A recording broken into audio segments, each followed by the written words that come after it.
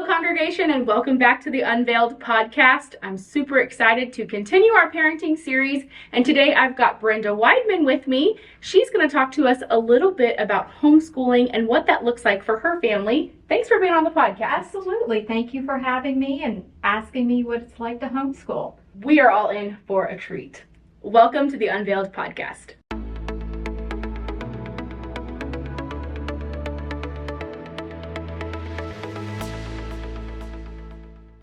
Brenda has been helping us for many, many years. I've only been here on staff this is 3 years now, and Brenda has been a huge help for all of it, especially when it comes to VBS. We would not be having a VBS without Brenda. I don't know about that. Yeah, oh, I do. But her family is a huge part of this church, and they have just an amazing family. So I would love it if you would introduce us to your family a little bit, and then tell us how you started homeschooling or why y'all chose homeschooling. Well, I guess we came to the FUMC NB, I think it was back in 2017, and that was right before we started homeschooling. Mm-hmm. And I was a teacher at the time at a private Christian school, and we were a small school. Everybody from elementary on up through high school was on one campus, even though we had an elementary building and a middle school and high school. And so I guess it was that Christmas of 2017, Allie kind of felt Dean and I out about, she was wanting a change. She was in 5th grade at the time, and she was kind of just looking for a change going into middle school. And so we said, okay, well, let us talk about this and see what this might look like. I knew at that point that would probably take me into having to stop teaching. Mm-hmm. Because I wasn't sure what was going to happen. You know, am I going to have to, she's going to go to another private school? Will Kaylee follow with her? Or would Kaylee stay with me? So I knew that was coming. Mm-hmm. And I loved teaching in the classroom. So I was kind of, oh, okay. But as we went on, and she was very much a soccer player, into soccer. And I think she was kind of maybe at the time looking to play soccer Mm-hmm. at school. She'd been playing through the New Braunfels youth soccer here. So as our spring semester started and we went on,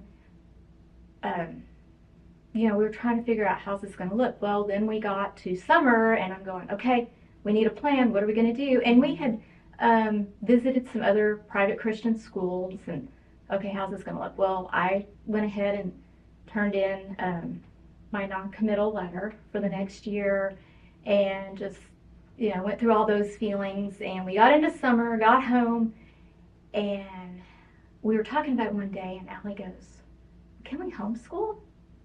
And that just kind of blew me back. Mm-hmm. We had a year where she did homeschool. It was in 4th grade because some things that had happened the year before, and we just felt it was best to do that. And we managed it while I still taught. Oh. And yeah, I had a teacher friend whose daughter, her husband was deployed, and she was back here until he came back. And I hired her to come over and homeschool Allie while Dean was traveling. As you know, he has a very heavy travel schedule, right. Department of Defense. So she would come on weeks that he wasn't there and homeschool Allie for me. And I would do all the grading and everything. So we had experience, but, she went into 5th grade, and that went away. So, out the brain. Yeah, so when she brought that up that summer of 2018, okay, so Dean and I started talking about it, and we prayed about it, asked for discernment, because I was very nervous mm-hmm. about it. And God just really put it in our hearts. Here's what we want you to do. And so the more I started researching more into it, and how can I make this look, because now I was really going to be hands-on and into it. Right. I was like, okay, we're doing this. Okay.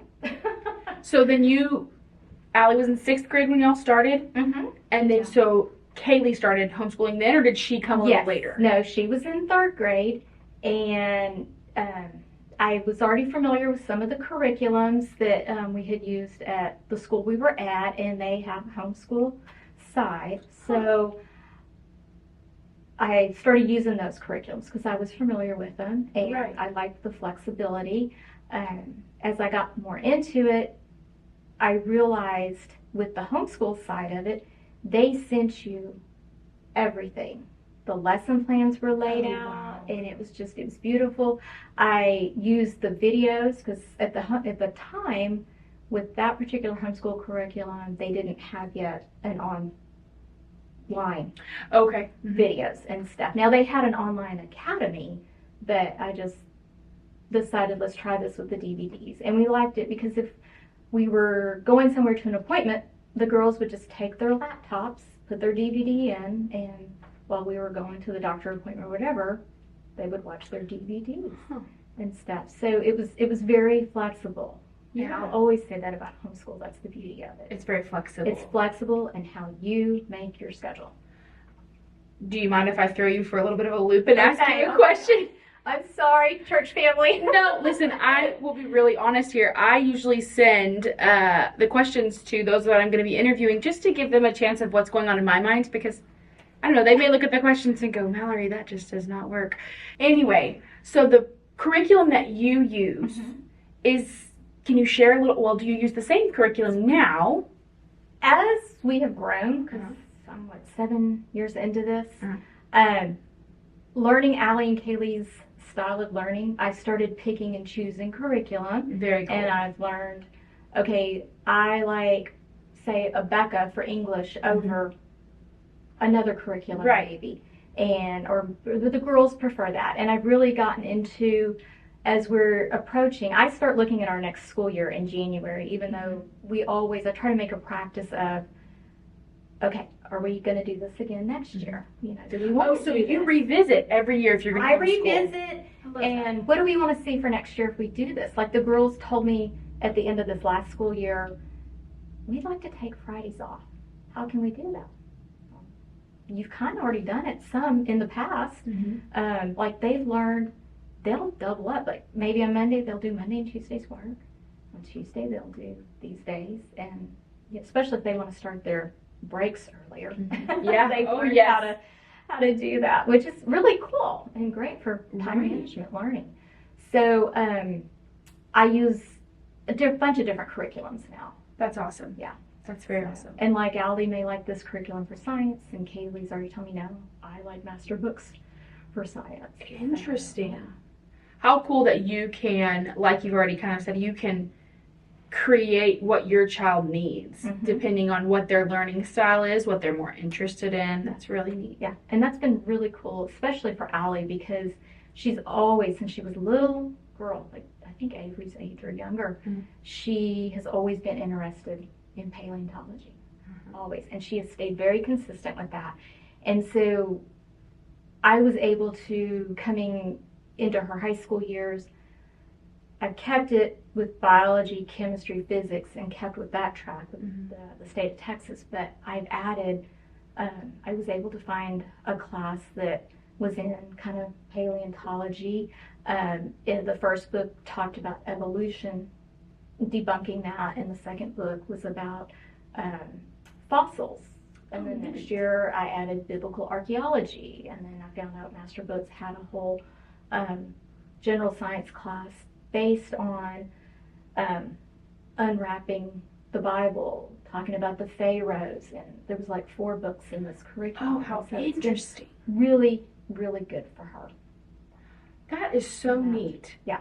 So I've been able to, keep her with the traditional sciences, because once the state of Texas says homeschoolers are to be treated when they're going to college just like they were coming out of a public school or a private school, all the same.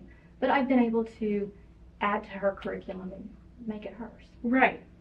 And this may be asking a question that you've kind of already answered, but what do you feel like is sounds like there's a lot of them, but what do you feel like is the biggest advantage, at least for your family, for homeschool? The flexibility. If we wanted to, say, because Dean travels so much when he comes home, if we want to take time off, I think, when we were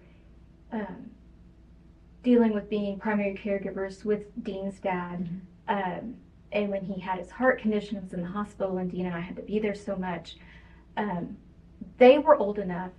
We were able to, because I write out their schedule each week. Okay, and here's what you got to accomplish on Monday in this subject and this subject, and they became very independent learners. Oh, yeah. And because we had to go into the hospital at San Antonio so much during that time, I was able to leave them at home because they were old enough. Our neighbors knew they were home alone, and they had those numbers if something happened, and they just rolled right along and didn't miss a beat. So that was really great, because I don't know, had we been in a traditional school setting, if we could have, how that would have looked. You know, Right. I might have been asked to resign. Yeah. I don't know. Gosh, yeah. Or had a substitute that was on full time, because that was a hard time Right. Oh, yeah, for us absolutely. for a few months. So, but we didn't miss a beat and went right on. And so I would grade their stuff and everything. So that's the beauty of it, is even though we thrived on schedule, there's that flexibility. Right. And it seems like there's many different parts of that flexibility. Flexibility of which days you do it, of how you can do homeschool. Are you sitting right there with them? Can you leave them alone for a second? So that's, or, you know, even if you need to go to an appointment or something, that's also, I think, a big testament to yours and Dean's parenting style, that you have taught them the beauty of hard work and a work ethic, and that you know that when you leave, they're going to be working and they're not going to be goofing off or whatever. They're going to get their things done. Yes. And I think that that's really a testament to y'all's parenting. Oh, thank you. Yeah, absolutely. Okay, so talking about, you said online, you said you could do it in, there with your kids. Are there other types, or what are the different types of homeschooling? There are lots of different types of homeschooling, and like I said, I say this many times, that's the beauty of homeschooling. As the girls have gotten older, there are subjects that I may not be as comfortable with in teaching. Like I will just admit, I'm not a chemistry and physics person, or geometry, and so like I have a friend who her company's called Trinity Tutoring, and she offers all sorts of classes. She's been a public school teacher, a college teacher. She's a veteran homeschool mom. Oh, awesome. And so it's things like that. There's some private schools that have a hybrid where homeschoolers can come to them 2 or 3 days a week or 1 day a week and get those subjects and then do the rest of their days at home. I'm teaching with One Day Academy, and that's what we do. One day, for example, my days will be Thursday at one of our campuses. New Braunfels, I believe, is Wednesdays, and Bulverde is, I think, Monday or Tuesdays. And the kids go to that campus 1 day a week, and we go over the lessons. They have assigned lessons the other 4 days. The parents are in control. It's a partnership. And that's how I was when I was in the classroom. I really took it to heart to partner with my parents in their child's education. And so they're in control. They don't necessarily take the test with me through One Day Academy. They take it at home. And so there's accountability, me, the parents, and the student. You're a team, all three of you. Yes, it's not just you and the student. You've got to include that parent. If mom and dad think that test needs to be open book for that child, by all means. I mean, I did that in the classroom. Yeah. So it's at their discretion. And like I said, not trying to sound redundant, but that's the beauty of it. Yeah. With Kaylee, she's going into high school with already 2 or 3 high school credits. She took her foreign language. She's not. She loves French. Yes, she's French, and I told her, you don't have to. You've met that 2-year requirement, but I would keep it going personally. And so she's considering that, and she wants to have like a distinguished diploma. Then she'll go on further. Allie took Latin because I think that's the base of a lot of languages, and would help her on the SAT when she took that. So breaking all that down. So yes, yeah. So yeah, there's a lot of different ways to do it, and what best fits for you and your family. Yeah, and do it. That's nice. Again, back to that flexibility, doing what's best for you and your situation and your family. Like I said, I'm 7 years into this, and just when I think I've got it down, okay, now let's do it. Something will change, you know, and okay, we're going to do it this way or that way, or That's awesome. Yeah. So piggybacking off of what the best thing about homeschool is, do you feel like there are any disadvantages to homeschool? Disadvantages.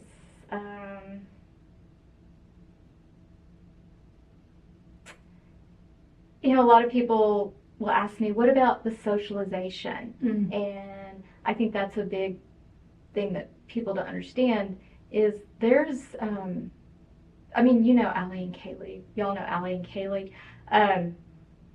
I think they're socialized. Mm-hmm. It's what you put into it is what you're going to get out of it. Mm. So I make sure they're in the youth band when John has that going on. They're up here helping with VBS. There's many different, I don't want to say homeschool groups, but groups on Facebook, and that's probably the only reason I'm still on Facebook is because of these homeschool groups and keeping up with the schedule. There's just so much out there that is going on and happening. There's a high school homeschool group here in New Braunfels, and the moms are really great about always, hey, let's have a meetup and let's go to Cypress Spoon Creek and float the river right now. Or, oh, nice. Let's go meet up and have ice cream and, or D&D day. And so there's a lot about that out there. Yeah, and that's something that the next question kind of was is there are stereotypes around public school, there are stereotypes around private school, there are stereotypes about homeschool. What is something that you and your family believe is not understood well enough about homeschool, or something that people get wrong about homeschool? I think for me, as the teacher, facilitator, and counselor with Allie in high school, I have to wear all those hats, and it's really sometimes overwhelming. But is how much schooling gets done? Is there really rigor? And you should ask Allie and Kaylee. In fact, Kaylee was saying to me one day that she overheard some friends talking about homeschooling, and somebody had made the comment about, well, they're lazy and spoiled. She's like, have you met my mom? Ain't no lazy about us. They probably don't have to get their papers turned in on time and all that. And she's like, okay, you need to meet my mom. But, when I was in a traditional classroom, my principal had a test calendar, and he didn't want any grades having, maybe more than 3 tests in a day, and the teachers had to log in and put that in there. Interesting. So I have the flexibility. I do the same thing with Allie and Kaylee. Right. I know what's happening. I know what they've got going on, and just because it says in the teacher guide, day 151 is when their research paper is due, I may back that up or push that forward. And that's the other thing is I look at what's happening in our school year, and I know, for example, Kaylee with the Nutcracker. I know when rehearsal weeks and Nutcracker is going to be. So I end our 90-day semester before all that starts because I know it's not just her, our whole family. Right. Again, flexibility. Yes, flexibility, and that's always, the beauty of it. So one thing that, if I can just take a second to brag on your family a little bit, they are not lazy and definitely not spoiled. I mean, I love the way that you and Dean have instilled in your girls, like I said earlier, a work ethic, but also these girls have a heart to serve, and they're here serving at their church, and they have jobs, and I had a friend tell me they're amazing. She was actually the mother of a student I had, and she told me, she says, if you instill in them a servant's heart, you won't go wrong. And another friend told me, invest in your kids. Yes. And you'll never lose. They never said it would be straight and easy. Yep. Just like God tells us, there's valleys and hills all through it, and that's the one thing is it wasn't ever easy in the classroom either. Right. We have those days where it's beautiful, and then we have those days where, thank God, tomorrow's coming, and His mercies are new. That's right. That's right. So, and just hearing you talk, it's almost like for your kids, if they're having a day where it's like, you know what, today is just a hard mental health day. Well, let's take a break. You can do that. Yeah. And whereas a parent who is sending their kid to public school or sending their kid to private school, if they wake up in the morning and go, yeah, it seems like today needs to be a mental health day, they can do that. But if something happens in the middle of the day, they may not have that flexibility to say, okay, let's take the rest of the day off. So, and I let them kind of, because I have the schedule of every day and they know what's coming, I kind of let them have that flexibility because it's just, almost like adulting. Right. We do that. And so if they're ready to take a break, and we have a designated school room. Mm-hmm. And so if they want to take a break and go for a walk or go grab a snack and then come back, they can do that. Mm-hmm. And yes, they can eat their snack there. I mean, I allowed my students to do eat that. your class. Yeah, I had a Oh, yeah. 10:30 biology class. It was a bunch of boys, and they were hungry. Mm-hmm. Bring your snacks in. It's Yes. okay. If it's going to help Just you get them to concentrate, focus. Yes. I was that teacher. Yeah. I'm throwing you for another loop. Okay. Tell me what your reasoning behind having, and I think it's a great idea, but what was y'all's reasoning behind having a designated room or space for homeschooling? Because I wanted us to have that environment, that's where it was, and then when we were done, we could leave that space. And so that's how we have it set up. We each have our own desk, and we're in there, and there's times where it's, you know, I may have to go somewhere in the house to make a phone call, or Allie puts her headphones on because Kaylee and I are talking about something, or vice versa. And so I wanted that designated area. I have friends who, that designated area, and this is perfectly fine, because it's how it works best for you, is the kitchen table, where they're all sitting around the kitchen table, and maybe their curriculum and their supplies are in an organizer cabinet, you know, that's sitting off in the corner.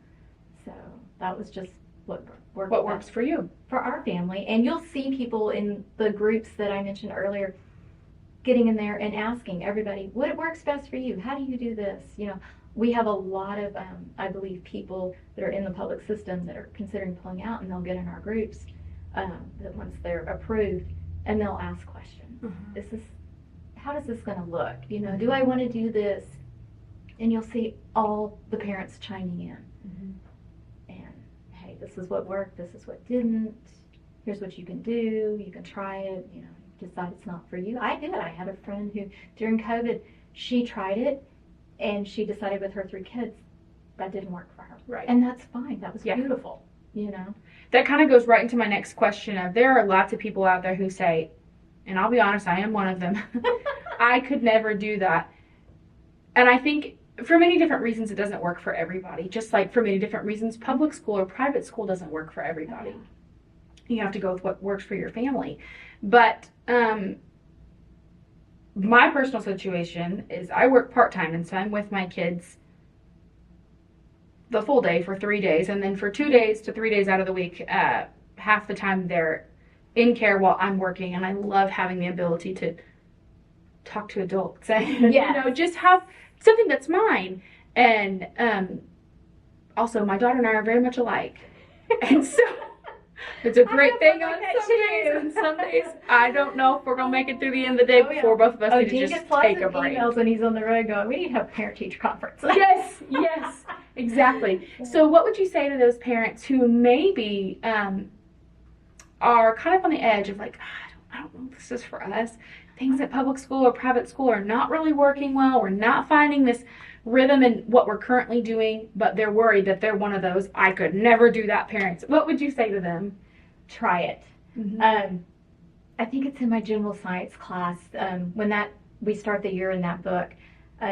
It's talking about the history of science and what science is, and it gives the definition that science is gaining the knowledge of our natural world through observations and experiments and things, and it goes into telling the kids that you've been a scientist since you were a baby.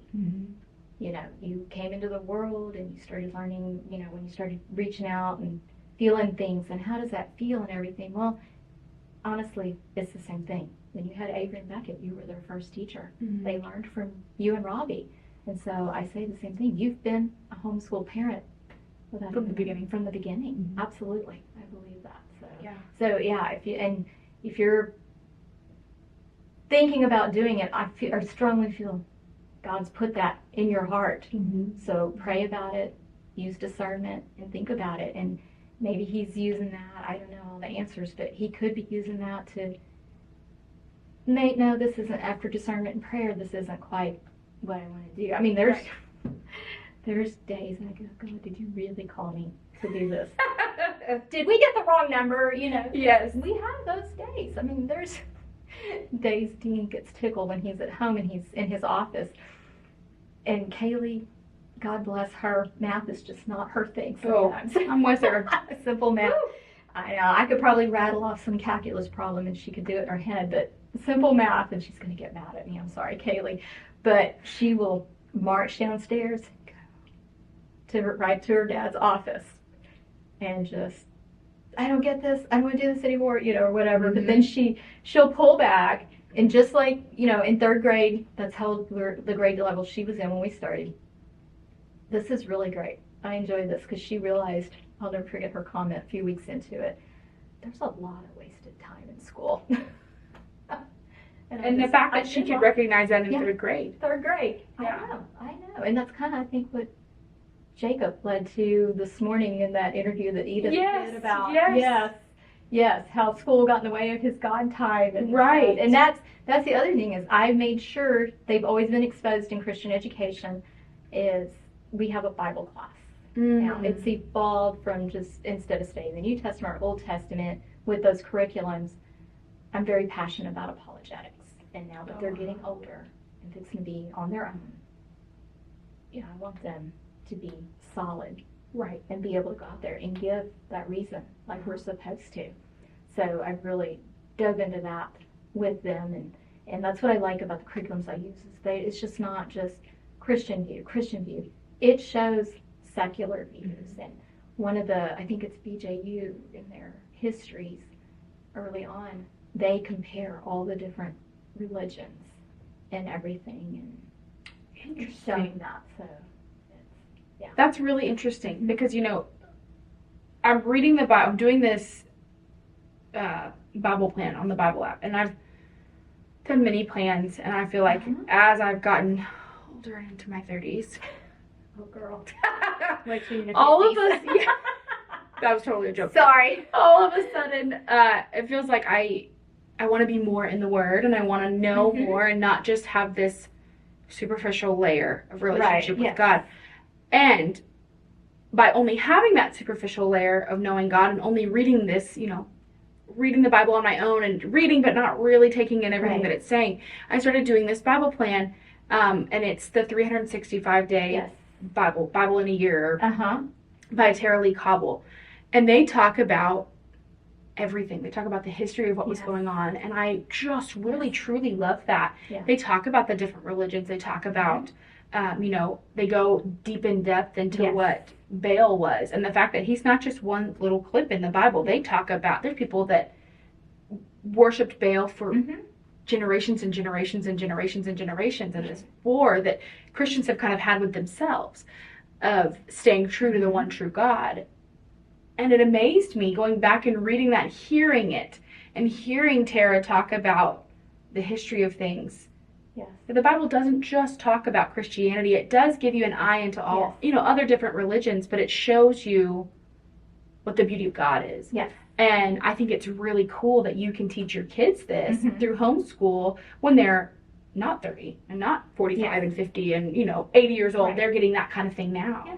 I can relate to what you're saying because just the way I was brought up in the church, I'm a womb Methodist. My mom was the piano player at played the piano at our church and everything. So I heard Cokesbury hymns while she was pregnant with me, and it was a very small country church. And I didn't get what Allie and Kaylee has been able to get in Sunday school and stuff because sometimes I was the only child in the church at some time or another. So I really wanted them to have that and keep that going just outside of Sunday school here, sermons here.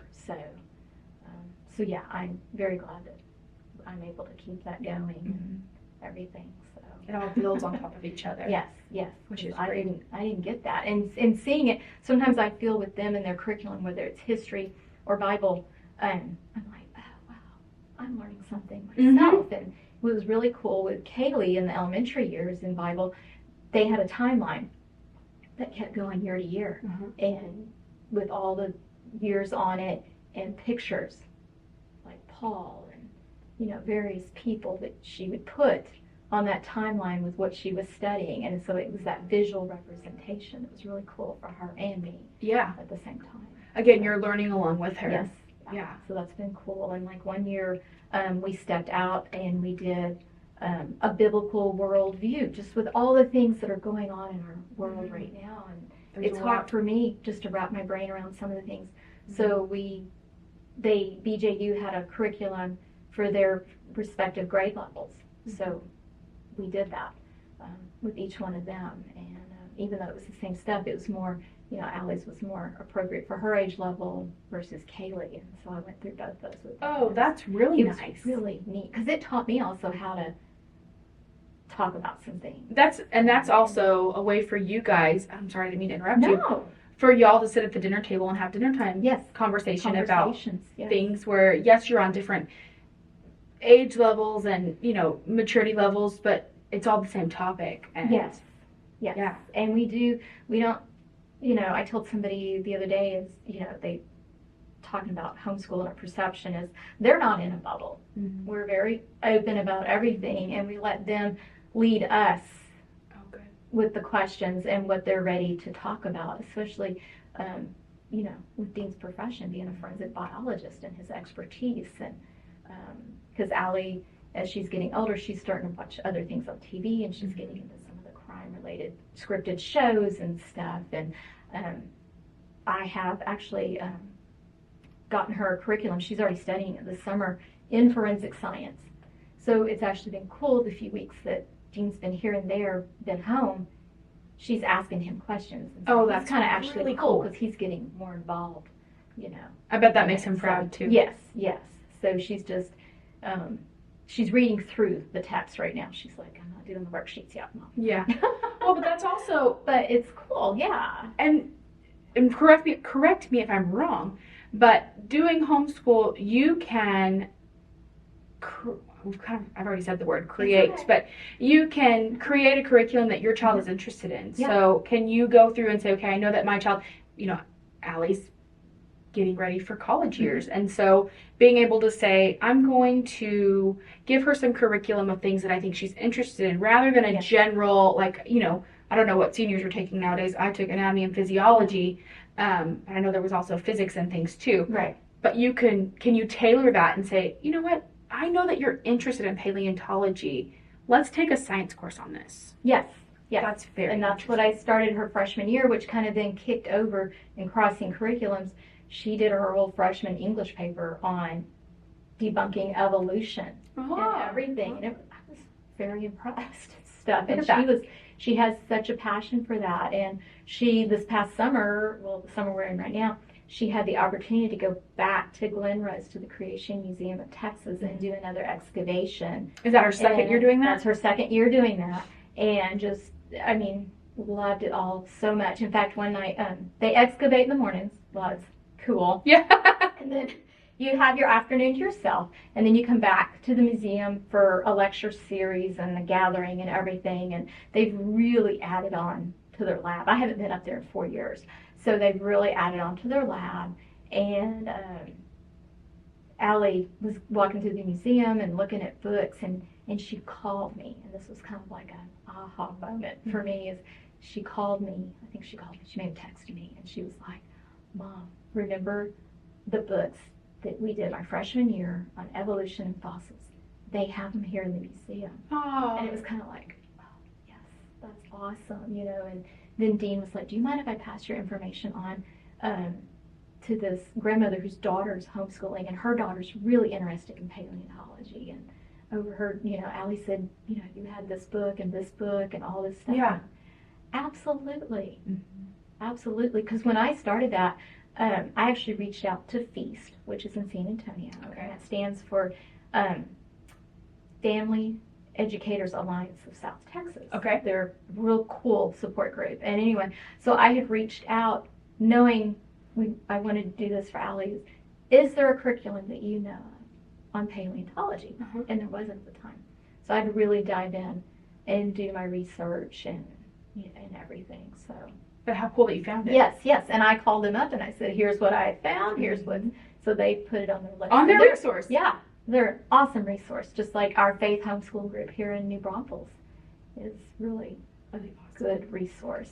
Have you found that that Kaylee is swaying a certain way towards something that she might be interested in when she gets to her college years? Yes. Ballet. Yes.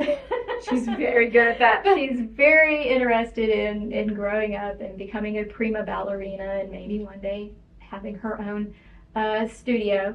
Oh, so I try to, when writing projects, mm-hmm. you know, letting her research that history or trying to, you know, if it's a narrative, you know, I can kind of go outside the lines with her interest and design it for her, mm-hmm. like I have Allie. The same thing. It's funny because Dean, we joke because we can so see how she'll make a good lawyer one day, and so. The funny thing is, I don't ever see Brenda always talks about, oh, Kaylee said this, and she is just you paint her as like this just teenage girl, you know, like sassy little teenage girl, which I think is great because, you know, our kids are most at home and are most comfortable when they're at home. All of that to say that they are always so respectful and so helpful. So again, I know I've said it many times, but that is a testament to y'all's, Thank you. Not only your parenting, but the relationship that you create with your children. And it's something that people like, I talk about, you know, Amber and I, because they joke that we are one person, look up to because you are like the next stage for us. And so it's wonderful to see parents who have such an amazing relationship with their kids. Oh, thank you. Because at home, sometimes it doesn't feel like that. Yes. That's yes. We were all like that, I think, with our parents. Absolutely. Yeah. Absolutely. Katrina talked about that during hers, that, you know, your home is where you can let out all the mess, and that's the way it's supposed to be. Yeah. So we are talking about this a little bit, but I want to go a little bit deeper. Mm-hmm. How do you know when you become a homeschool parent and it's time to pick curriculum? How do you know which curriculum to pick? What's your thought process behind that? I know you have 7 years of it. Someone who's new, what would you tell? What's their first step? I was coming out of a private Christian school that had used one of the curriculums I used, so I was exposed to that. So I started with that. But then as things went on, we started experimenting, and the websites for, say, a Becca or BJU or Apologia or Master Books, to name some, are really great about putting samples of their videos up so you can watch that teacher. And I'll have the girls watch, like we're doing that right now. Allie's going to be taking pre-calculus, and I'm like, okay, do you want to take it with this person? Or, you know, you can go back, and you had this teacher, remember, back in, I think it was 8th grade math or something, you want to do it with him again. And so I'll have her pull her in on it. But it's a lot of research. And like I said, those websites for those companies are really good at putting up samples of videos and samples of what a schedule looks like that they may lay out. Of course, you can play with that and change it to your needs. But in samples of the books and stuff, ChristianBookstore.com is real good about, in fact, I just received a whole homeschool catalog from them in the mail, and they have everybody pretty much lined out. And what I love about their website is you can go in and they've scanned pages that you can look at and everything. And based on what you're looking at, they might bring up suggestions that other people have used and stuff. But it's a lot of research. Get with, you know, moms who've already been doing it, or families that have been doing it, because there's dads that do it. I don't mean to leave the dads out. And pull from them, the veterans that have done it and everything. So I remember, you know, the first time with Kaylee, it was always so funny because she was always trying to keep up with Allie, always trying to keep up with her. And she did things a lot earlier sometimes than what Allie did, being the first child. And so I remember she would go to our church day school twice a week. And I had her at home the other 2 days. And so, and at the time, well, I still do this. I do Dean's books for his company and everything. And so when I was done with that, we had our little routine after dropping Allie off. And I noticed she would have her books in the back in her car seat trying to read. And she was feeding off Allie. Aww. And we would be practicing, like Allie had to memorize a Bible verse every week. And And so we would be working on that, and she was getting it, and she was understanding it. And so I remember being at home with her, and I ordered Becca's pre-K, just 2 books, that's all it was. And we would sit and we would do those, and the days that she was home with me and not at the day school at the church. So I was just going to ask you, going. do they have preschool curriculum? Because, Yes. Thinking about it, preschool is a great time to try it out. Yes. Because they're not, when they get to kindergarten, or maybe it's first grade. I think I heard the other day that kindergarten's not even really mandatory, which I did not know. Yes. But, when they get to those ages, you've got to make a decision. Yeah. But if you've got them during these preschool years and you have the ability a couple hours a day or whatever it takes. And that's all it is with that age group. Yes. Just a little bit. Yeah, to try it out and say, you know what, this actually is not as difficult as I thought, or we can totally do this. If not, it's getting them ready for school when they go to school. Yes. So that's very Absolutely. interesting. You said Abeka? Abeka. Mhm. Abeka. Okay. Yeah, Abeka. I think BJU now has a curriculum that young as well, maybe not. Mhm. But yeah, that's how she got to roll in, and I'll never forget, it was so funny. Because they teach traditional print and everything, so we do that. But the day school we were at the time taught a Danelian printing. What is And that? it's supposed to help them when they transition into cursive, Mhm. make it easier going from that type of print to cursive. And I remember Allie came home one day and Kaylee was doing her homework from the day school. And she was like, that's not how you write whatever letter it was they were working on. And Allie was in there correcting her. And so there was almost a cat fight. Yes, that's sisters. That's sisters, that's them. So, and Allie she'd read her reading homework at night, because she had reading homework in pre-K and kinder and first grade and all that. And so she would have Kaylee sitting with her, reading to her. And so Kaylee, and we'd always done that. We weren't, yes, I was guilty of put this DVD in and watch this. Yes, yes. But it was always educational stuff that, I put them in front of. So I didn't feel so guilty. Yes. Oh, I know. The guilt. I mean, sometimes they'll just eat you alive for the silliest things, too. I know. Okay, last question, because Okay. we've talked, and it's just been such a wonderful conversation. I know that there's going to be lots of questions after this, but what would you say to someone who has decided, yes, they're going to homeschool? What was your best advice for them? Jump in. Dive in. Get your feet wet. Start researching everything now. Talk to those that have already, done it. If you can, have your designated area. Have a schedule, whatever your schedule looks like. I'm not going to be one who's like, you have to do this. I know what works for us. The girls are up 6:30.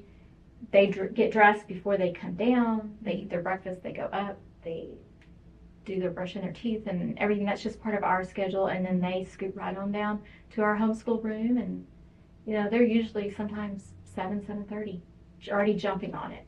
That's awesome. And stuff. So that's just, that's our schedule. Like I said earlier, even though I say, okay, this worked perfect this year, something changes and it gets better, so just research it. But yeah, dive in and try it. Try it at least once. And just, if it's not your cup of tea, that doesn't mean you failed. Just like, with my students in lab experiments, just because that didn't work doesn't mean you failed. You figured out this doesn't work this way. So that's the beauty of it. That's beautiful. You have given us so many gems today. I just love it. I've heard you talk about homeschooling just here and there, and that's a big part of y'all's life. But getting to sit down and talk to you about it for, I don't know how long we've been talking. It seems like 5 minutes, but I know it's been longer than that. It's just been wonderful, and I know that you've probably answered a whole lot of questions for those of us and those that are watching that don't really know what and homeschool you don't have is. to be at home to do it. I mean, No. I know Should be called there's on the go several schooling parents out there, that they work a full-time job and and still they homeschool. still get it done. I'm not sure how they do it, but they still get it done. So it's amazing. The flexibility. I've heard you Yeah. say flexibility so much today Yes. that it seems like this is becoming more and more seen is not the right word, but it's the end of the day. My brain's tired. No, But, you're fine. this has become more and more popular because it is so flexible. And the state of Texas is wonderful with that flexibility that That's great. they see homeschooling like a private school. They don't necessarily govern it and tell you what to do like they do in public school, but they say, we want you to teach math, reading, spelling, and grammar, and good citizenship. Oh. Use a bona fide written curriculum. I mean, it can be online as well. And go for it. That's nice. So that's nice that we have that flexibility Yeah. here. I do keep meticulous records, even though we don't have to turn those in to anybody. Like in some states, the Texas Homeschool Coalition is a great source of information as far as the laws. The Homeschool Defense League Association, which is a countrywide association that you can belong to, and they're an awesome resource for information as well. Well, and speaking of resource, she actually brought in some things that she said, I don't know if we're going to be able to show these, and it'd be really hard to show them on camera, but I'm going to have her send me some pictures of them and some information. And so down below in the description of this video is going to be a lot of, the things that you've said. So the Texas Homeschool Coalition, what was the second one you said? Homeschool Defense League Association. It's a legal defense league. Look at that. If you're a member of, and say, CPS comes knocking at your door and, or the public school in your area is on you for attendance because you pulled your kid out even though you informed them and filled out their letters. I've read in other states stories of where that's happened. And they will come to your defense and fight for you. There's a lot of support. There's a lot of support. There's That's so much amazing. support nowadays. It's not like it was used to be. Yeah, exactly. So that's really good information too. So I will put all of that down below, and I'm also going to put Brenda's email here on the screen. So if you have questions, she has graciously said that she would be willing to answer those. She's I'll try. wealth of knowledge. So we are super thankful to have you here on the podcast. Well, thank you for having me. Well, of course, and thank you so much for just all of this knowledge. Well, you're welcome. Yes. I appreciate it. Absolutely. Thank you so much for watching the Unveiled Podcast. Stay tuned for our next episode where we will be speaking with a speech therapist. We'll see you next time.